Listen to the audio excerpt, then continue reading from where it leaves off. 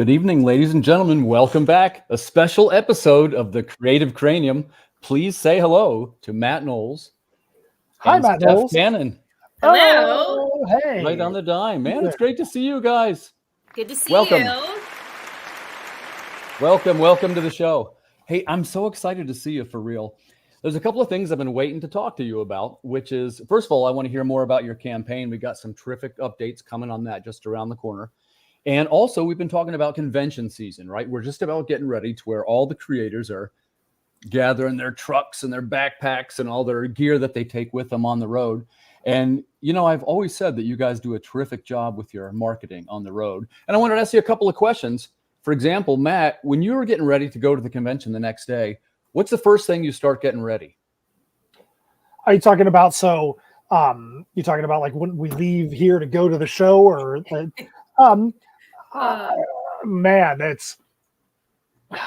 It's a mad dash of insanity. yeah, that's exactly it. That's exactly the first thing. What do you have? A van, a car? How do you take your?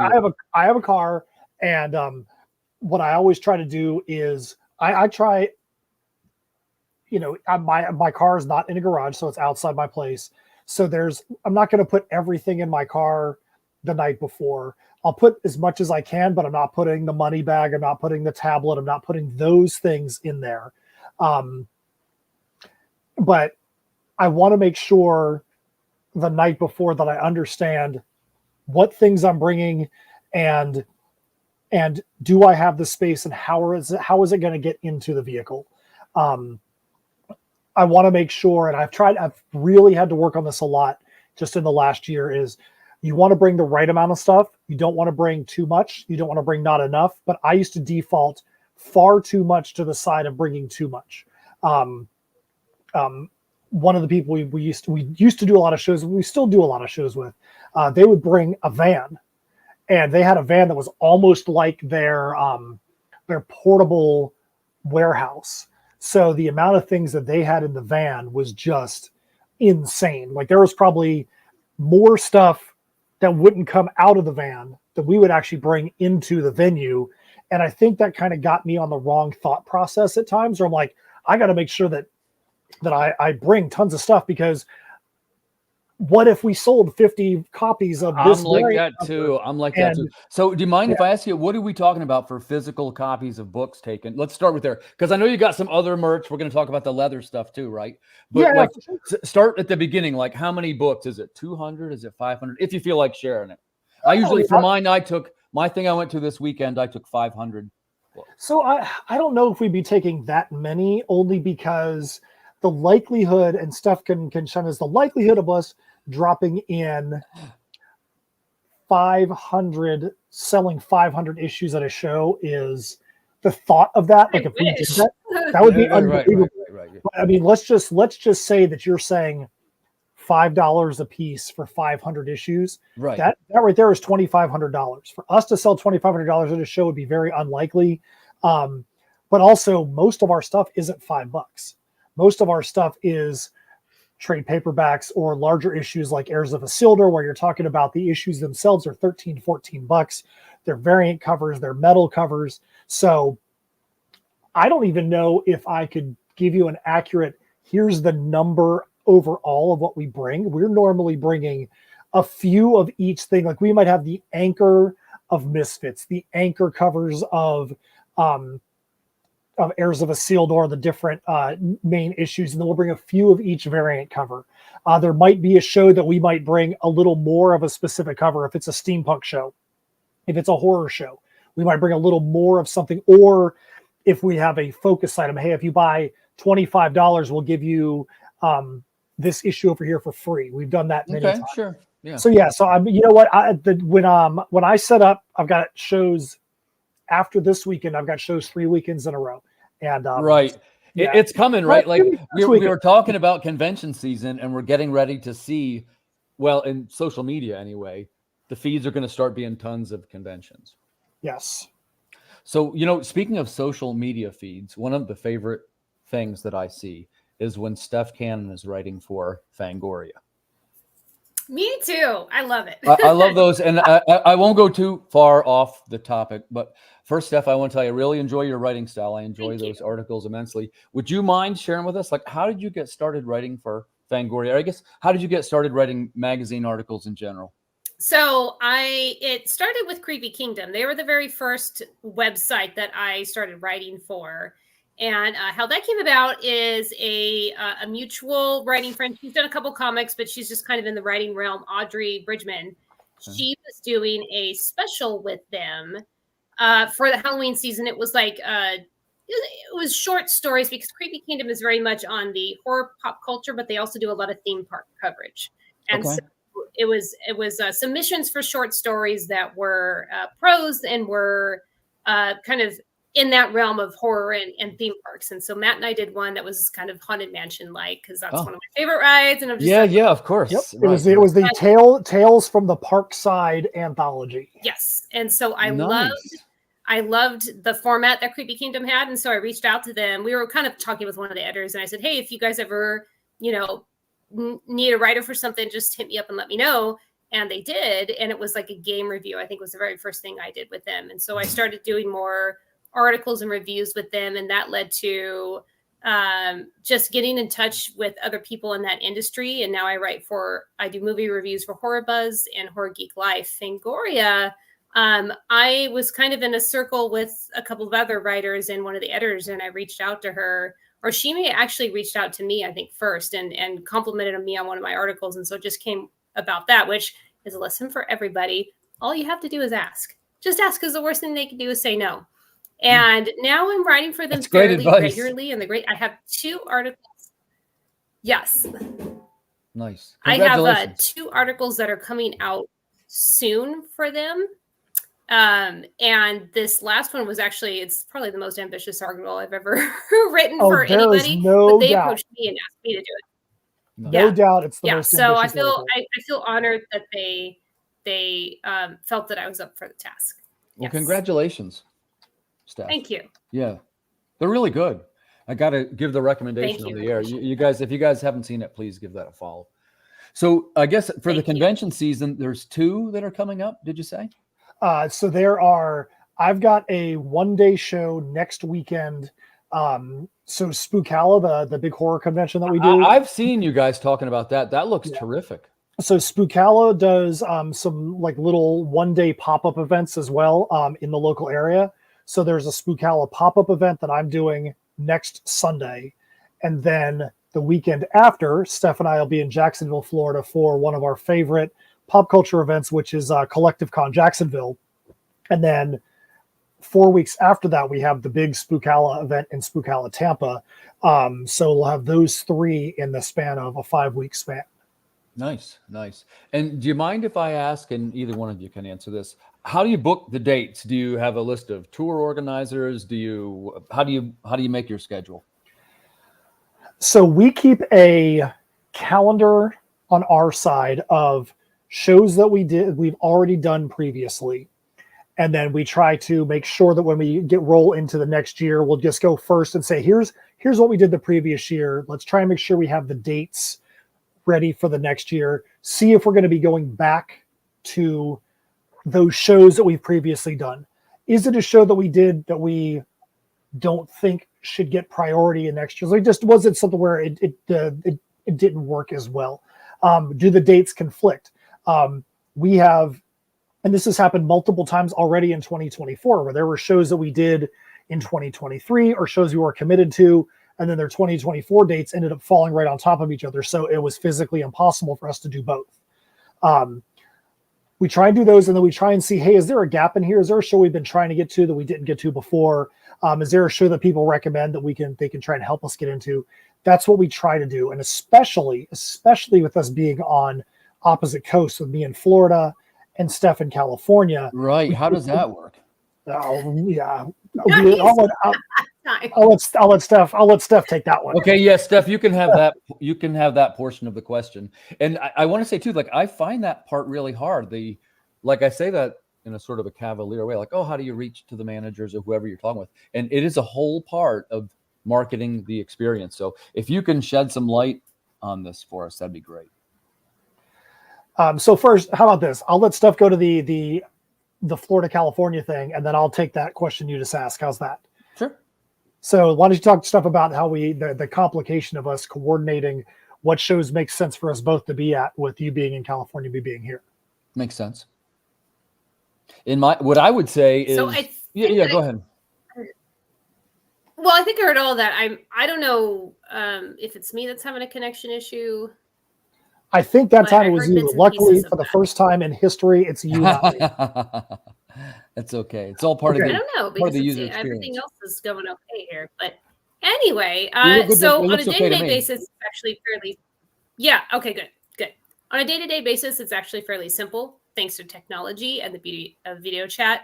We're on, Matt always likes to say, it's like being in cubicles. We're working together, all day long on video chat. We've got he should get paid by Google for his endorsement of Google Docs and Google Sheets, that we do everything that's shared, not just between us, but like with our artists and people that we're working with on the creative side too. And so everything is shared that way. As far as the conventions go, that is a lot of travel for me. It's a lot of travel. It's a lot of flying back and forth across the country, because Florida is just a hotbed of convention scenes. Both on the convention side and with indie creators. There's a lot of Florida-based indie creators. It's crazy. There's a lot in California as well, mostly Southern California, but we tend to have the bigger cons like San Diego Comic-Con and WonderCon, and there are smaller conventions, but Florida's really built up this hotbed of mid-size and larger conventions that do really well and are very, very supportive of indie creators. And so we're in the Southeast a lot. It's not just Florida, it's Louisiana, Georgia, North Carolina sometimes. So, and that's our home base. That's where all of our outfits are. That's where all of our supplies and books and merchandise are at. So it's me flying across the country every few weeks, usually to do, and during the main con season. Yeah. Do you mind if I ask how many estimation in 2024, how many conventions will you table at?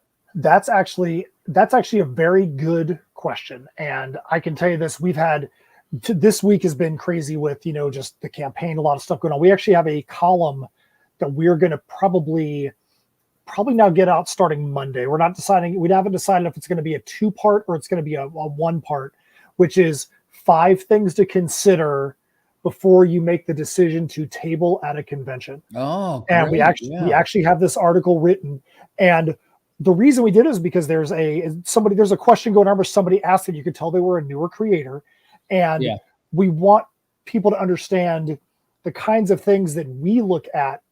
Our numbers of conventions are probably going to be less this year, but it's going to be an intentional thing, because right now, if you look at the way the market trends are, table costs are going up, consumer spending is down.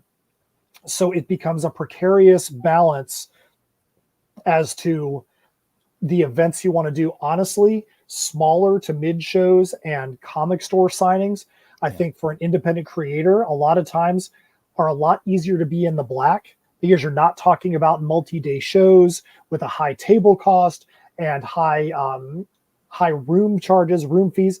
And to be honest, you're not dealing with as much competition. If it's a comic store signing that is promoted and has done really well for you as far as promoting that, you can do really good there. Well, unfortunately, there's a comic store that's not around anymore, Kingdom of Comics. It was in Melbourne, Florida. Yeah, I've heard of them. Kingdom of Comics was probably the single best store we've ever seen for promoting indies that come in through the door.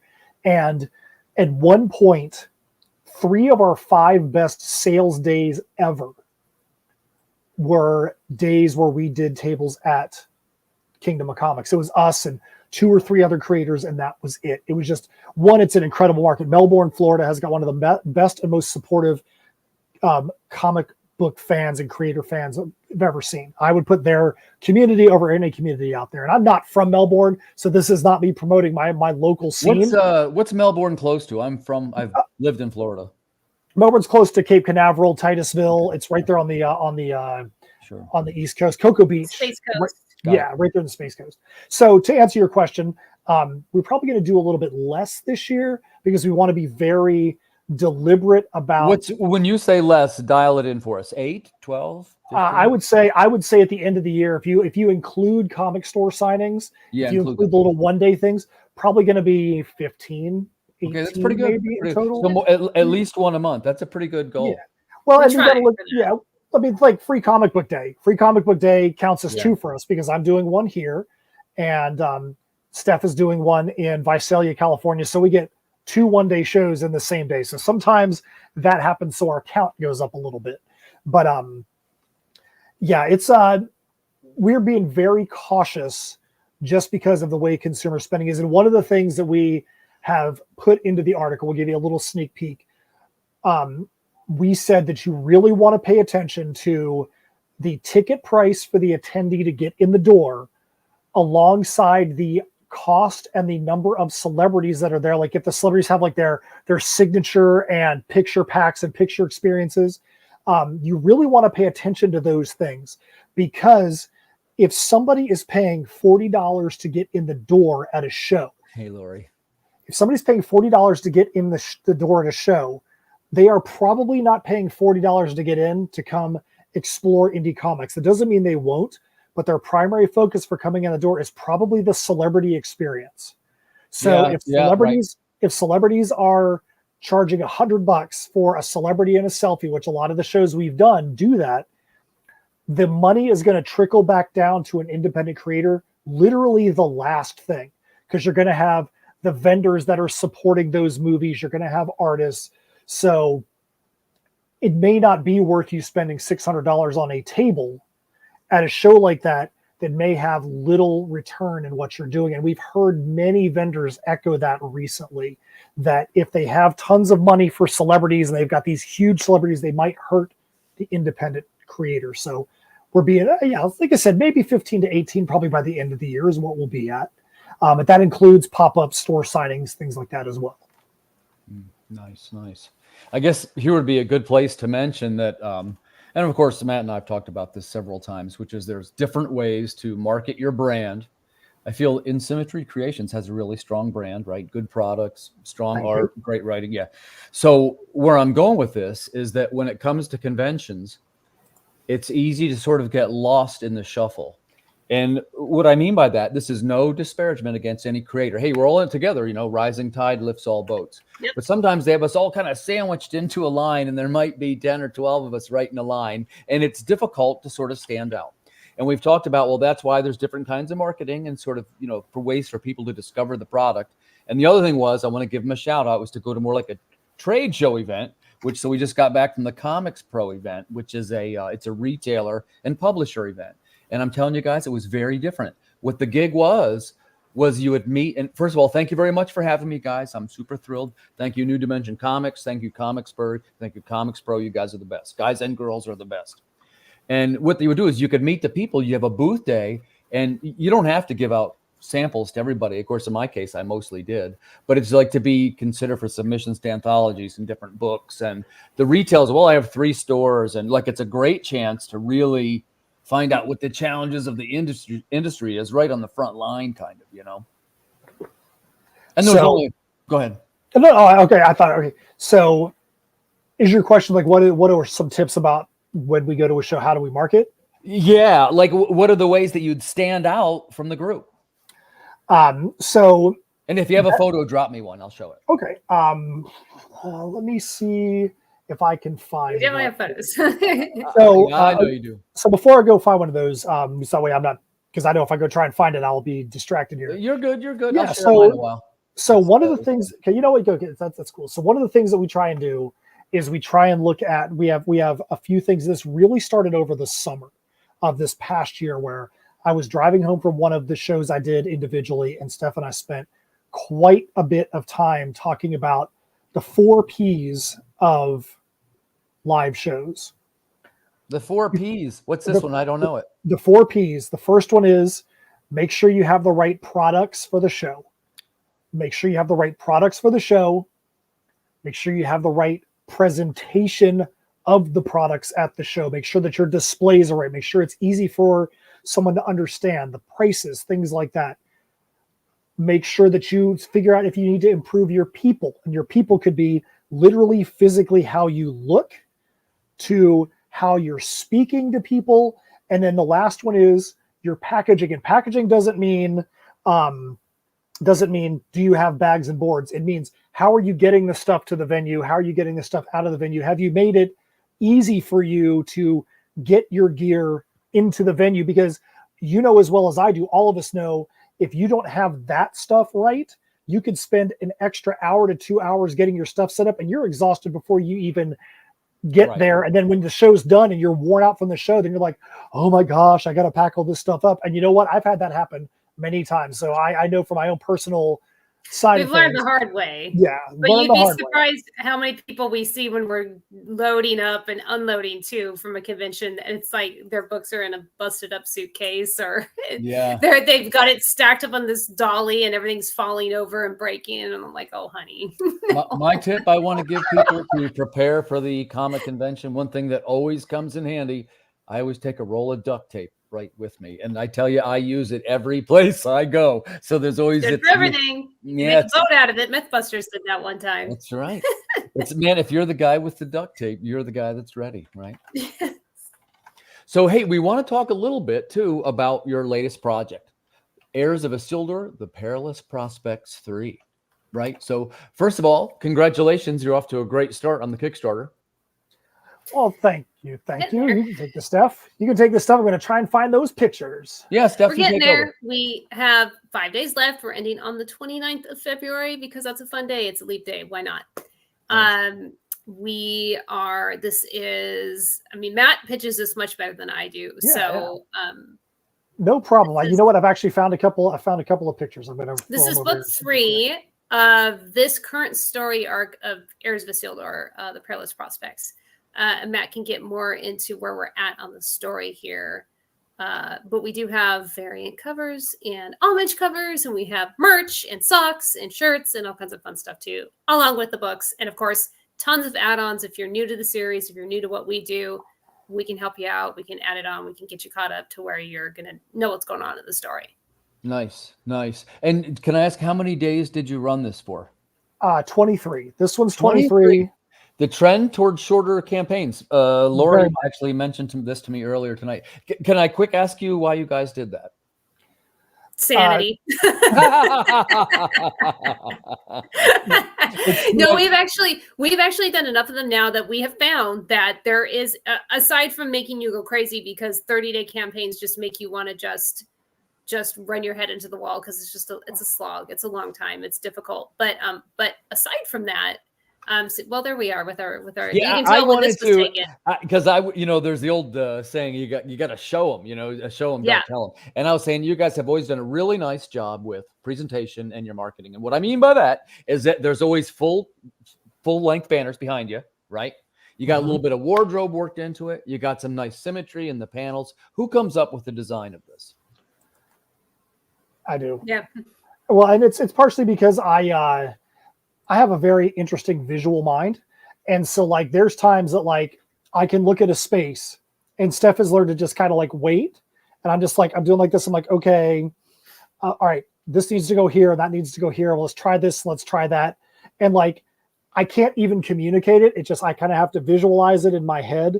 You just gotta let it step back, but then it's constantly changing too, which drives me crazy because we'll be in the middle of the show and he's picking up tables and rearranging our whole, It's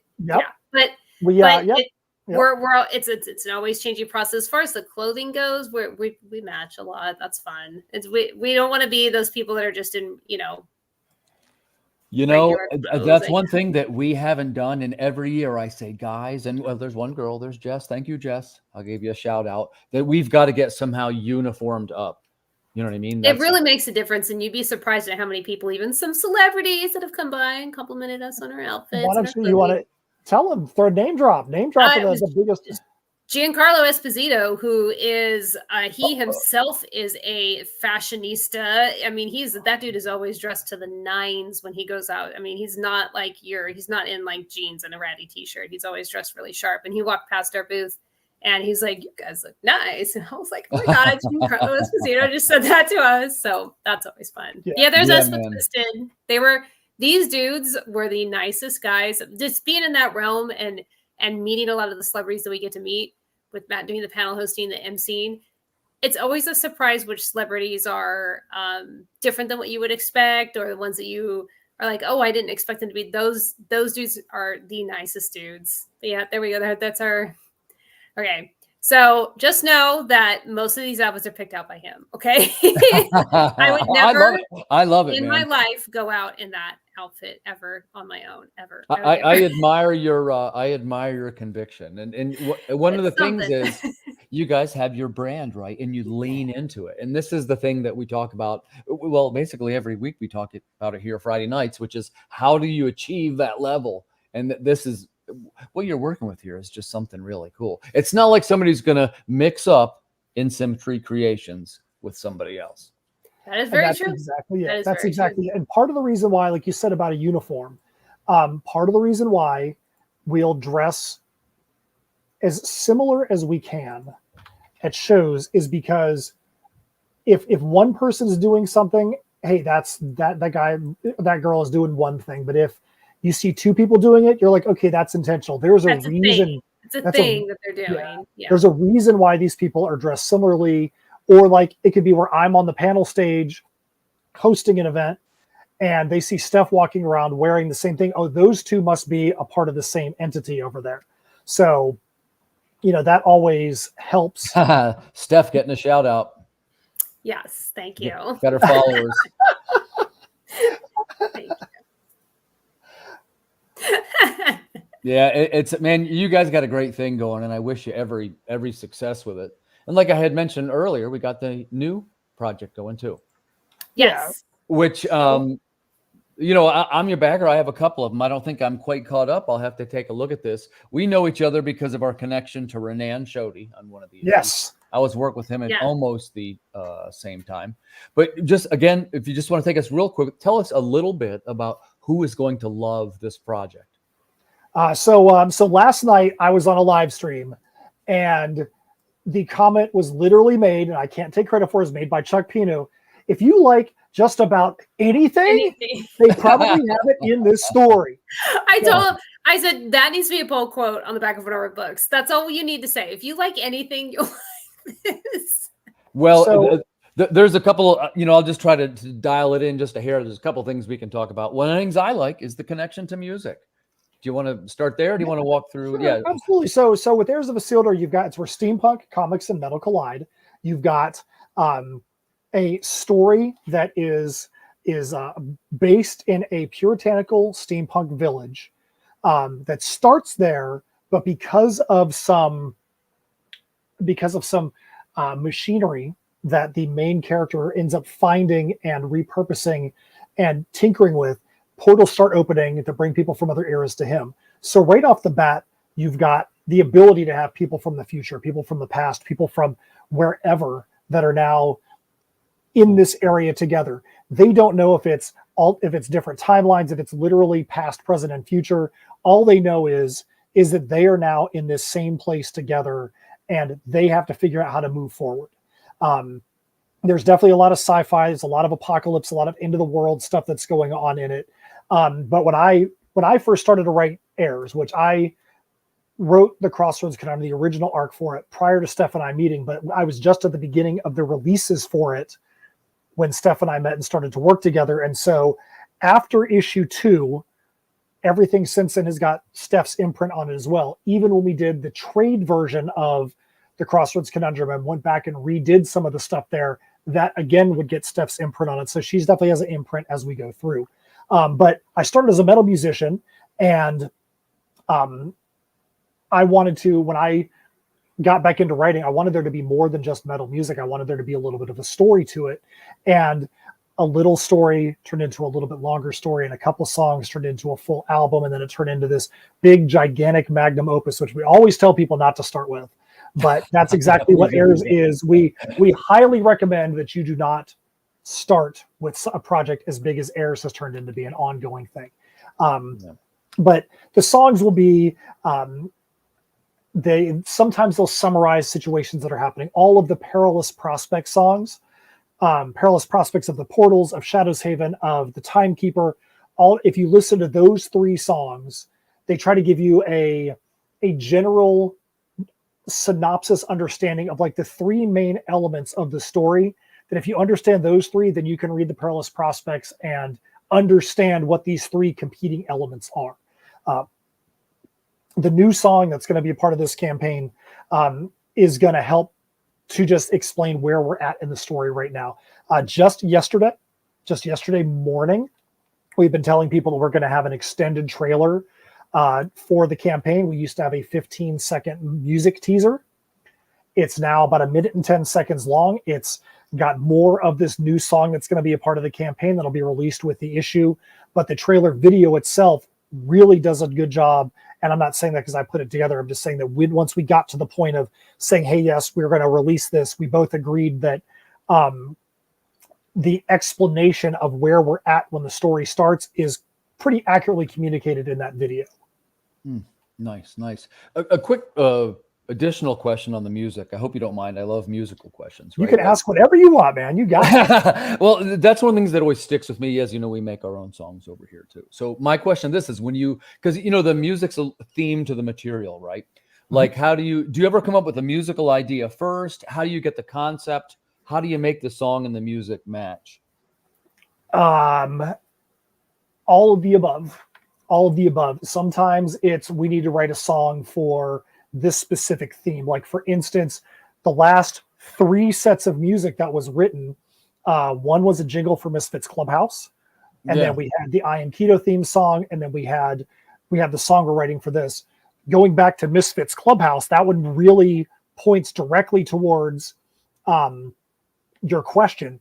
I had written a little bit of a jingle. I didn't think I had enough time to finish it, and so myself and our videographer Michael Palma were kind of batting around, hey, we could try this, we could get this, we could get that, and I would show these little clips to Steph, and she was like, nope, this is not the Misfits Clubhouse music. She's like, this thing that you're already working on that you've shown me, that is the music that needs to be on the Misfits Clubhouse. This stuff doesn't sound anything like what we're trying to do for Misfits.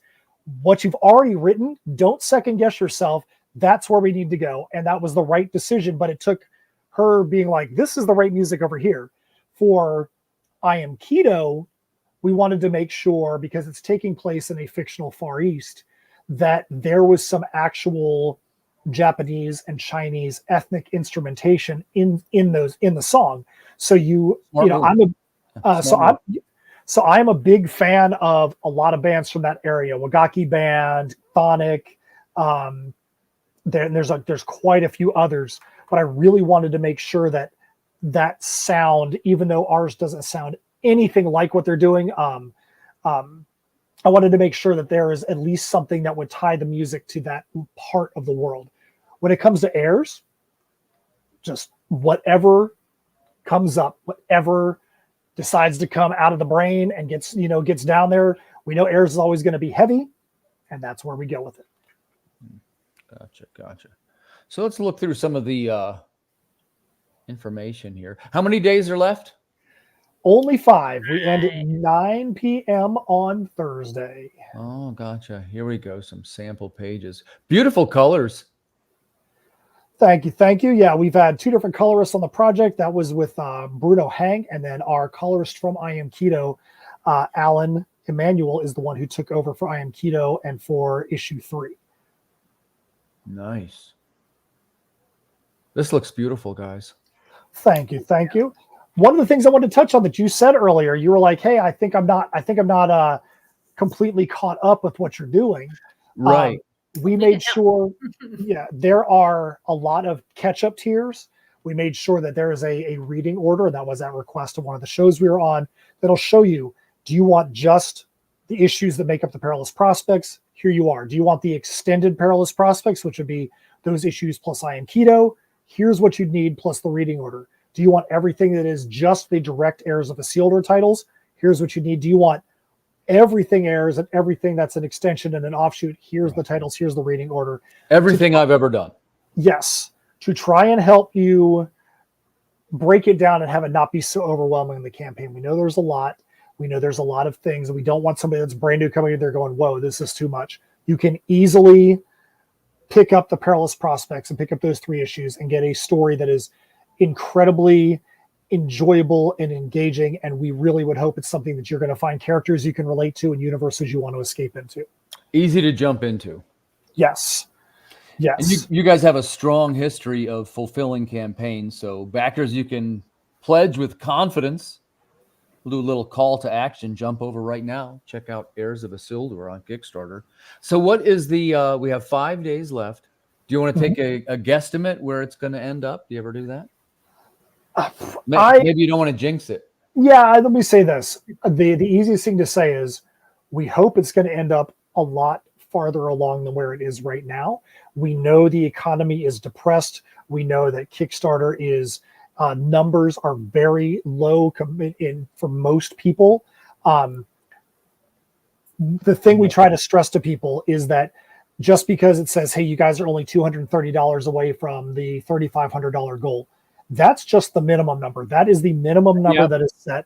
That is not what we need. Like if we hit 3,500, that's not magically going to cover every single cost. That's not even close to covering every cost. So that's why we set that number there. We say, hey, look, we're going to fund this. We're going to produce this no matter what. But now we can go into stretch goals, and we're not sure where the first stretch goal gets set. Maybe it gets set at 4,000, which is not that far off. Maybe we set it at 4,500, but we already have a couple of really cool stretch goals that are going to be in the campaign. So that way, you're going to be able to get more. We just hit our backer count first goal, which was 100 backers. And we actually are pleased and honored to be able to include a PDF that has never been in a campaign before. It's never been released in the United States before. It's called Mardban. It's from our artist for Misfits Clubhouse and his partner Ellen Krita, our artist Raheel Mosin. And it is a bilingual comic. Sweet. And it is the first comic in history to be in the Dakni language, which is a dying language in South India. And they said that it's we got to circle back around to this here. Sure. First of all, how did you find this language? So I didn't find anything. So Raheel and Alan Krita, they wrote Mardban, and they are from this area that has this language that hasn't been taught or written about for like a century. And so it's only really kept around through verbal dialogue. And so they wanted to create Mardban so that they could find a way to not only keep that language alive, but also to have translations of it. So in the issue, you literally have a white word bubble in Dakni and the black word bubble that's attached to it in English. So you're getting the like real-time translation. And when Steph and I first saw it, I know Steph would agree to this, we first were like, are we going to like this? Is this going to make sense to us getting this comic that is in a language that we clearly have no clue about? Right, but we were on video chat, we read it together, and we were, Steph, I don't remember, did we read it out loud together? I feel like we did. Read it. Yeah. We read it out loud together and thoroughly enjoyed it because it touches on social situations going on in the culture in that area, but it's done in a fun way. And if you've seen Misfits Clubhouse, you know the art style. Raheel's art style is hilarious, and he finds a way to bring humor and levity even to the most serious of subjects. And now backers can check this out by backing the campaign. Yep, and every backer is going to get it. So it truly is, even though it's digital, it's truly a 2-for-1 thing where when you back the campaign, you will get a PDF of that, and you will get it as a PDF of a title that you've never gotten before. Steph and I were the first Americans to ever read it. We're the first American entity to try to promote it. And so you're going to get something you've never seen before. And so we really like that. I know that on our Substack, we actually did a mini interview with Raheel. He didn't know that we were going to do a full article on him. And we just released it today. And we just got the nicest messages when he got up, because they were like 12 hours ahead of us. And he's like, guys, this is amazing. We're barely even awake, and I'm already weeping with so much excitement because you guys did this. And I was like, he's like, you guys didn't have to do that. And we're like, dude, yes, we did. We're like, this is great. This is great stuff. So we're really, really happy to be able to help people to be able to see this real serious passion project that he and Alan Krita have for this. So we're really happy that this is now a part of this campaign. I think it's a great idea, man. And, we were saying it's so tough to find original ideas, And again, I'm not disparaging anybody's ideas, but it's tough to come up with something that's something that nobody else is doing. Oh, yeah. And I also kind of dig languages like that. That to me is a pretty cool reward. Hey, look at that. Fascinating. And it's really cool to see a take on something that is a cultural issue there. I think it's something that you see in any country where there's, this big swath of younger generation coming in and kind of trying to change the ideals and beliefs and kind of set in their ways that a lot of the older generations can be sometimes. And that's what this touches on, is just kind of ideas on masculinity and emotions. And it's very good. And we highly recommend that you check it out, and you can check it out by backing our campaign. Thank you, Michael, for backing the campaign. Please let us know what you thought. Thank you. Yeah, I'm a former backer. I really dig the story, and there's lots of cool merch too. We were talking a little bit about conventions. We didn't touch on any of the other stuff yet, like the leather and the. Do you want to work that in, guys? Sure, absolutely. So we try to have a lot of ancillary merch that ties in, and to do it in a fun way. I'll let Steph more talk about the leather work and how that came about from our buddies over at GB Leatherworks. We've partnered with them for quite a while. And Steph, do you want to touch on where we met GB Leatherworks and how that kind of friendship and partnership kind of started with them? Well, we were doing a twice a year show in Mount Dora, Florida, called Renegers, and it's typically it's an outdoor market. They do a lot of antiques, and but twice a year they were doing a steampunk show, and it was always the same time of year. We always did it. It was a great thing. But we we were in the same location, same row, and we were having these leather workers next to us, and they ended up called GB Leatherworks. It's Harrison Hansen and Martin Irish, and they're good friends of ours now. We're just fascinated with their process, because that's a trade that you don't see very often. And it's like walking in a medieval fair. These guys are like blacksmiths. They're just, everything is handmade, hand stitched. They're branding things. It's really cool and fascinating. But we did that just developed this friendship with them, and they started doing support merch for us. And we started off with gauntlets, and it's just grown since then. We've done leather pouches. We've done these amazing dragon masks. Yeah, I saw the mask. And how do you choose them? Are you like experimenting, see what sells and what doesn't sell?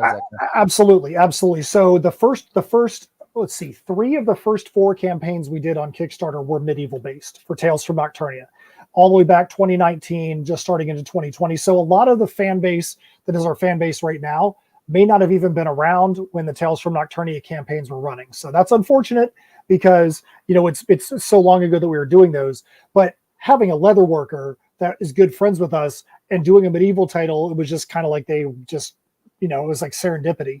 So right.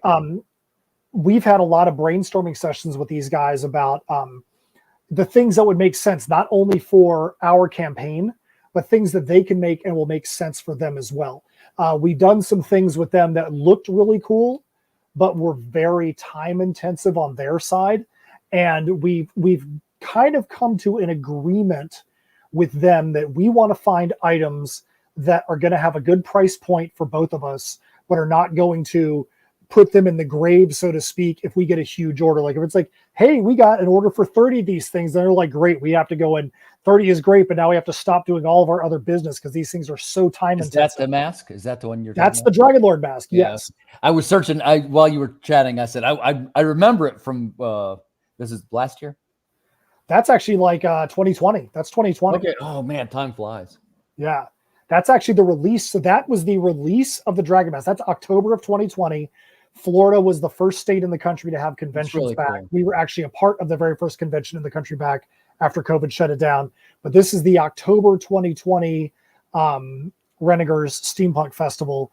And you could see that, yeah, we've had, that was another friend of ours, Matthew Bragg, that GB Leatherworks had commissioned to come in and do a guest spot as the Dragon Lord. And he was like this pimp daddy wearing the mask. It was great. It was so fun having GB Leatherworks there and having the pimp daddy Dragon Lord there, which is a whole other take on the Dragon Lord.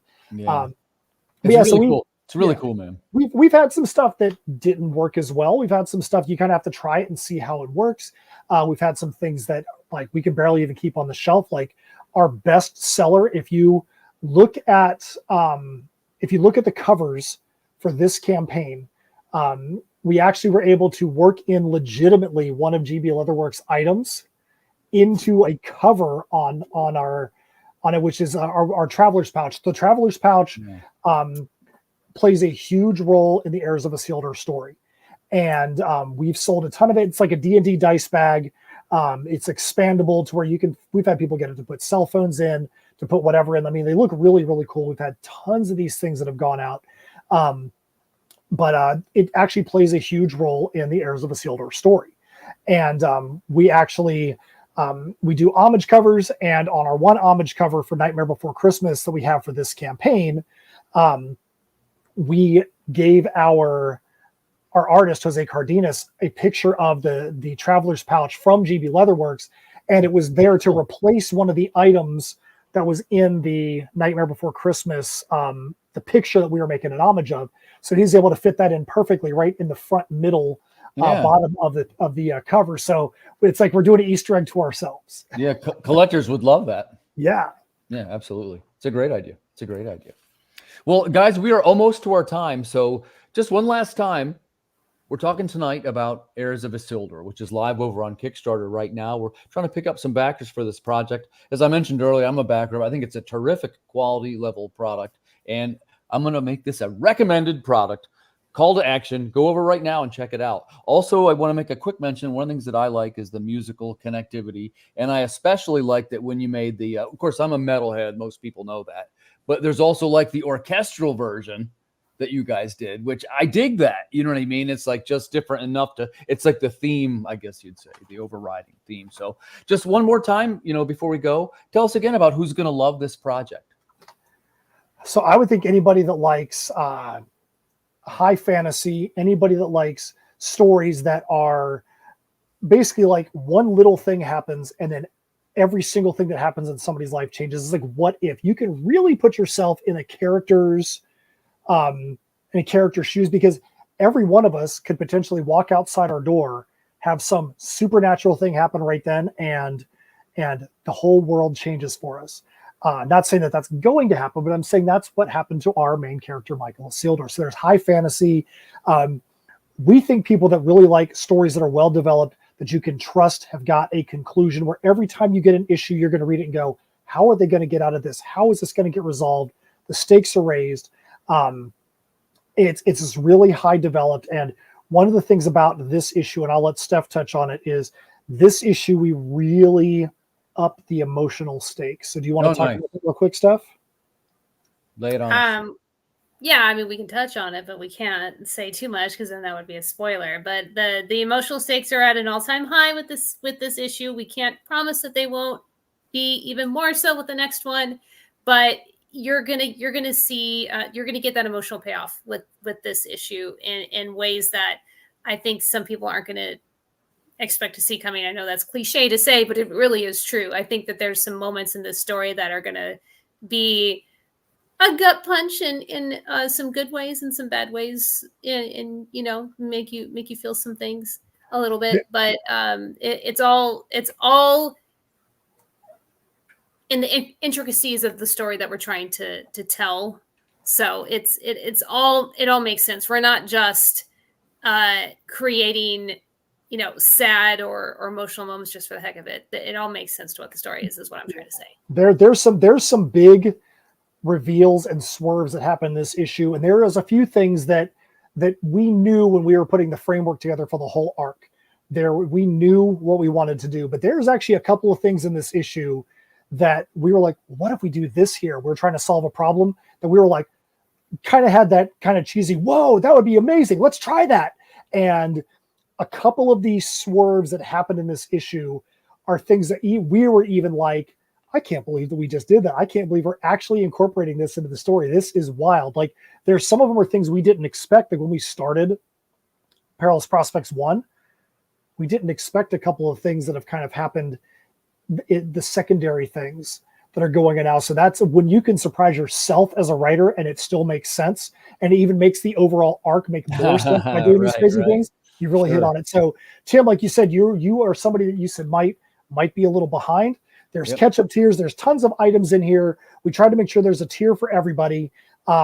If you're somebody that is like, I don't know where to start. We literally just had a friend of Steph's message the other day. She wanted to back the campaign. She's not big on Kickstarter. So she backed it and she was like, I don't know if I backed it right. This is what I want. Can you help me? But she took the time to message us. We literally sent back the names of the tiers. This is the tier you would want for this. This tier you want for this. And within 5 minutes, she fixed it. Thank you so much for helping us. If you message us, we'll be right on it to make sure that you get exactly what you need. There's shirts, there's stickers, there's socks. We do all kinds of wearables. If you're like, hey, you guys talk about you've got collectible colored vinyl records. Yep, you can get a collectible colored vinyl record. Yeah, that's really cool too. There's leather work that you can go and add on. You can get drawn in to the next issue, not to this one because it's almost done, but you can get drawn into the next issue, one of our most popular items that we ever do. And there's metal covers. There's so many different things.